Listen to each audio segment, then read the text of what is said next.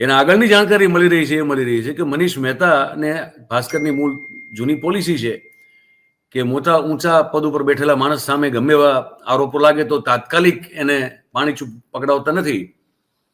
એટલે એવું કહેવામાં આવે છે કે કદાચ આ બધો મામલો થોડોક ઠંડો પડે પછી મનીષ મહેતાને હળવેકથી જે છે ધીરેકથી એમના પગ નીચેથી જમીન ખેંચી લેવામાં આવે, કારણ કે મનીષ મહેતાનો રોલ પણ આમાં ઘણો બધો ડુબિયસ છે એવું દિવ્ય ભાસ્કર ડિજિટલમાં કામ કરી ચૂકેલા અનેક પત્રકારો કહે છે.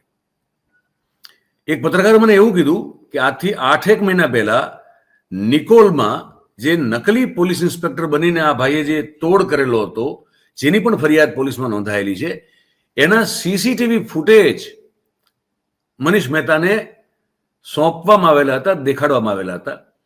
પણ છતાં મનીષભાઈ મહેતાએ એમ કીધું કે ના, આ આવો માણસ ન હોઈ શકે, આ તો એની વિરુદ્ધ એને બદનામ કરવાનું કાવતરું થઈ રહ્યું છે.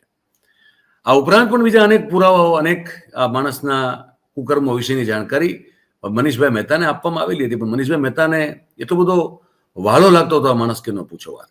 આમાં એક મહિલા પત્રકાર જે છે એનું પણ નામ આમાં આખી જે તપાસ ચાલી રહી છે એમાં આવી રહ્યું છે. વધારે આપણે વાતચીત કરશું, આપણને હિમાંશુ જણાવશે.